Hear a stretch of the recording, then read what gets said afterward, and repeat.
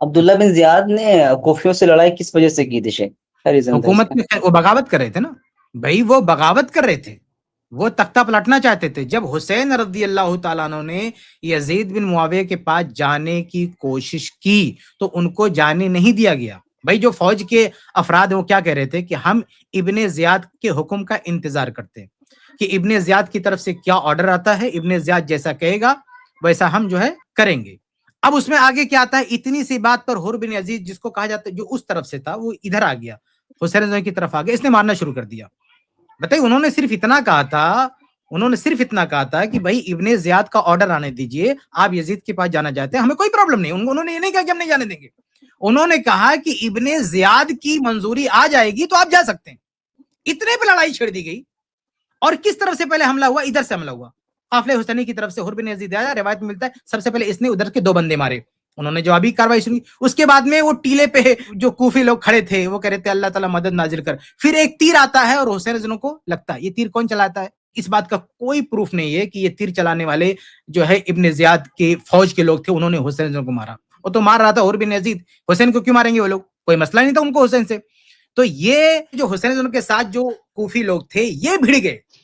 حسین رضی تو اپنی فیملی کے ساتھ آئے تھے نا، ان کی کوئی بہت بڑی تعداد نہیں تھی اس فیملی کی، ایک فیملی تھا، گھرانہ تھا. لیکن اتنی بڑی تعداد، بعض روایتوں میں آتا ہے کہ 60 لوگ تو ریسیو کرنے چلے گئے تھے، تو ایک بہت بڑی تعداد جو لوکل کوفی تھے وہ آ کے اس قافلے کے ساتھ شامل ہو گئے تھے، اس قافلے کے ساتھ جو ہے مل گئے تھے. ان کی یعنی یہ جو لوکل کوفی ہیں ان کی مٹ بھیڑ ہوئی، ان کی جنگ ہوئی ہے ابن زیاد کی فوج کے ساتھ. ان دونوں کی آپس میں جو ہے لڑائی ہوئی. یہ حسین رضی اللہ عنہ کے بارے میں کہہ رہے تھے کہ ہم ان کو یہ یزید کے پاس جانا چاہتے تھے لیکن جانے نہیں دیا گیا، لڑائی چھڑ دی گئی. یہ کہیں پہ یہ نہیں ہے کہ بھئی ابن زیاد کی فوج جو لوگ تھے عمر بن سعد یا ان لوگوں میں سے کسی نے کہا کہ ہم نہیں جانے دیں گے. ان لوگوں نے صرف یہ کہا کہ ابن زیاد کی منظوری چاہیے. یہ صحیح روایتوں میں ہے. اچھا تبری میں ایک روایت ہے وہ ثابت نہیں ہے. وہ کیا ہے؟ وہ روایت یہ ہے کہ بھئی وہ جب انہوں نے یہ شرطیں پیش کی، 3 شرطوں والی بات ثابت نہیں ہے لیکن تمام تاریخی روایتوں میں بات ہے. لیکن ایک شرط کہ یزید بن معاویہ کے پاس جانا ہے، میں بیعت کروں گا، یہ صحیح سند سے ثابت ہے. تو وہ جو بات ابن زیاد تک پہنچائی گئی تو ابن زیاد نے جو لیٹر پڑھا کہ صلح کی پیشکش کر رہے ہیں، یزید کے پاس جانا چاہتے ہیں، تو ابن زیاد کے الفاظ کیا کہتے ہیں؟ ھذا کتاب رجل ناصح لاميره مشفق على قومه نعم قد قبلت. ابن زیاد کیا کہتا ہے کہ بھئی یہ تو ایک ایسے شخص کا خط ہے جو اپنے امیر کا خیر خواہ ہے، یعنی یزید کا خیر خواہ ہے.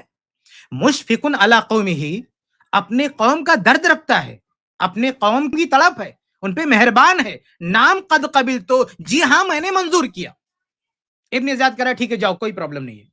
لیکن پھر آگے روایت کا ٹکڑا کیا کہتا ہے کہ وہ شمر جو حسین کا رشتہ دار لگتا ہے، غالباً ماموں لگتا ہے، اس نے کہا نہیں ابن زیاد حسین کو مت جانے دو کیونکہ حسین چلے گئے تو پھر آپ کے ہاتھ نہیں آئیں گے، یہ ہو جائے گا، ہو گیا. تو پھر ابن زیاد نے کیا کہا نہیں ٹھیک ہے ان سب کو ہمارے پاس لے کر آؤ کہ ہمارے ہاتھ پہ بیعت کریں گے، پھر وہ آگے ہم جانے دیں گے.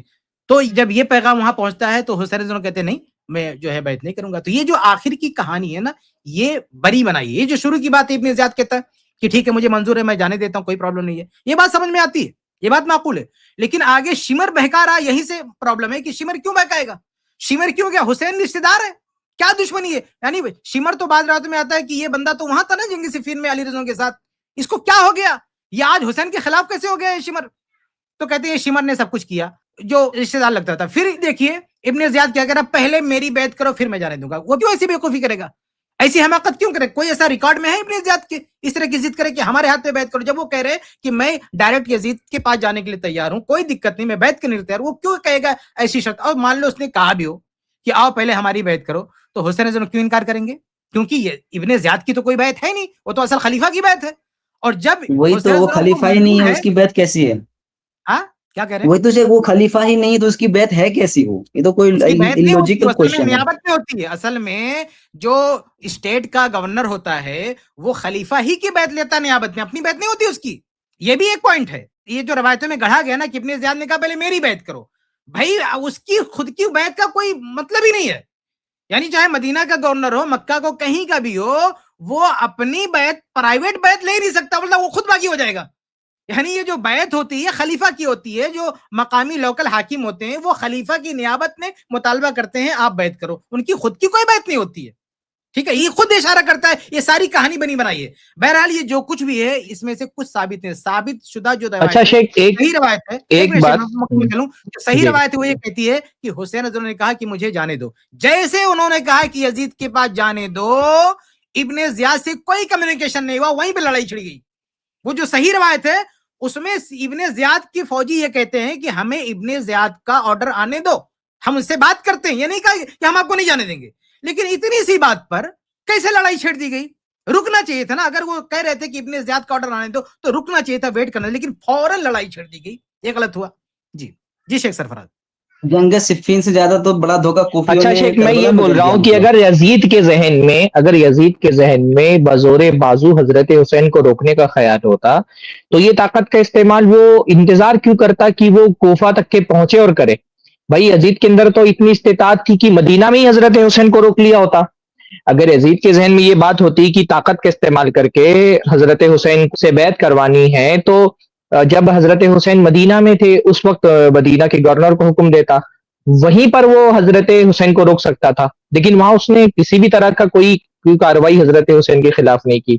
حضرت حسین مدینہ سے مکہ آ گئے, مکہ میں بھی وہ اتنی استطاعت رکھتا تھا کہ حضرت حسین کو مکہ میں روکتا یا مکہ سے نہیں نکلنے دیتا, کوفہ کی طرف نہیں جانے دیتا. بھائی پوری حکومت قیادت اس کے ہاتھ میں تھی, گورنر اس کے تھے, فوج اس کے پاس موجود تھی. اگر اس کو کوئی طاقت کا استعمال کر کے حضرت حسین کو روکنا تھا تو نہ اس نے مدینہ میں روکا, نہ اس نے مکہ میں اس کا کوئی طاقت دکھائی. اگر وہ چاہتا تو مکہ سے نہیں نکلنے دیتا, کوفہ تک نہیں جانے دیتا, لیکن وہاں پر بھی اس نے کوئی طاقت کا استعمال نہیں کیا. تو بہت بڑا سوال یہ ہوتا ہے کہ اگر طاقت کا استعمال ہی اس کے پیش نظر تھا تو وہ کوفہ تک بھی حضرت حسین کو, کربلا تک ہی نہیں پہنچنے دیتا, وہ مکہ یا مدینہ میں ہی طاقت کے زور پہ حضرت حسین سے بیعت لے سکتا تھا, یا جو اختلاف ہونا تھا وہ وہیں پر ہو سکتا تھا. تو حضرت حسین کا مدینہ سے نکل کر کے مکہ آنا, مکہ سے نکل کر کے کوفہ کے راستے پر جانا, پھر وہاں سے کربلا کے تک کے آ جانا, یہ خود اس بات کی ایک علامت ہے نا کہ یزید کے پیش نظر طاقت کا استعمال نہیں تھا. اگر طاقت کا استعمال کرنا ہوتا تو وہ اس سے بہت پہلے کر چکا ہوتا تھا. جنگ ہونی ہوتی تو مکہ یا مدینہ میں ہی ہو جاتی جنگ, وہ اس طرح کی کوئی صورتحال بننے ہی نہیں پاتی اگر وہ طاقت کا استعمال کرنا چاہتا تو. جی صحیح, جزاک اللہ خیرا کثیر. اور آپ دیکھیے کہ اس لشکر کا جو اصل امیر تھا, یعنی کربلا میں ابن زیاد کی جو فوج تھی اس کو لیڈ کون کر رہا تھا, یعنی کون کمانڈر تھا, کون اس کا اگوا تھا, آپ نام جانتے ہیں؟ نہیں شیخ, نام تو نہیں جانتا. عمر بن سعد تھے نا. عمر بن سعد یہ ثقہ راوی ہے.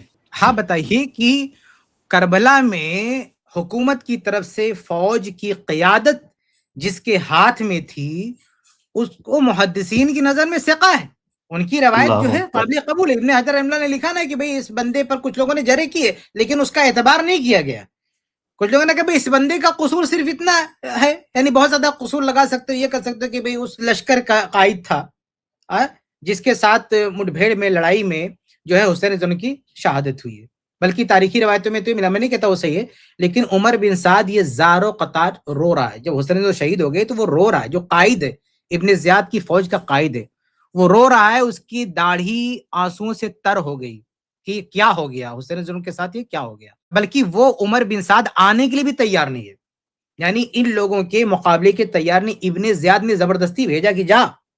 تو آپ بتائیے کہ عمر بن سعد جو آنا ہی نہیں چاہتے تھے کہ ایسی لڑائی میں ہم کیا جائیں جہاں کچھ بھی ہو سکتا ہے, اہل البیت ہیں, ان کی شہادت ہو سکتی ہے, لیکن وہ اگر آ بھی گئے تو ظاہر سی بات ہے کیا وہ ماریں گے؟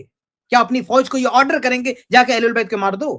جو آدمی اہل البیت کے مقابلے کے لیے بھی آنا نہیں چاہتا ہے وہ اگر آ گیا ہے وہ بندہ تو کیا یہ کہے گا کہ مار دو؟ ہرگز نہیں. وہ اپنی فوج کو کنٹرول کرے گا. ظاہر سی بات ہے کہ وہ بدماشوں نے مارا ہے, جن لوگوں نے بلایا ہے انہی لوگوں نے مارا ہے. جی شیخ, مطلب جو اچھا شیخ یہ تو بے عزتی کی بات ہے نا, میرے خیال سے آپ کو اچھا موقع ملا. جی ہاں شیخ. ہمارے عام لوگوں کے یہاں بھی یہ بے عزتی کی بات سمجھی جاتی ہے کسی کے بارے میں کہ آپ کی کوئی عزت نہیں. ایک شخص کو اگر کہا جائے کہ آپ کی کوئی عزت نہیں ہے آپ کے سماج میں تو اس کے لیے بے عزتی کی بات ہوتی ہے. یہ جتنی باتیں روافظ یا روافظ کے متاثرین اہل البیت کے بارے میں کہتے ہیں اور جس طریقے سے ان کے بارے میں بیان کرتے ہیں اس کا تو یہی نتیجہ نکلتا ہے کہ گویا ان کی معنویت ہی نہیں تھی یا ان کی عزت ہی نہیں تھی. سوال یہ ہے کہ جو لوگ یہ پیش کرتے ہیں یہ ان کی عزت ہو رہی ہے اس سے کہ ان کی بے عزتی ہو رہی ہے. ہم تو یہ کہتے ہیں کہ اہل بیت رضوان اللہ تعالی علیہم اجمعین کا بڑا مقام تھا صحابہ کے یہاں اور بڑی عزت تھی ان کی, ابتدا میں بھی عزت تھی, درمیان میں بھی عزت تھی, انتہا میں بھی عزت تھی. اور یہ جو واقعہ پیش آیا یہ حادثہ تھا, یہ حادثہ تھا. یہی اس کی صحیح توجیہ ہے.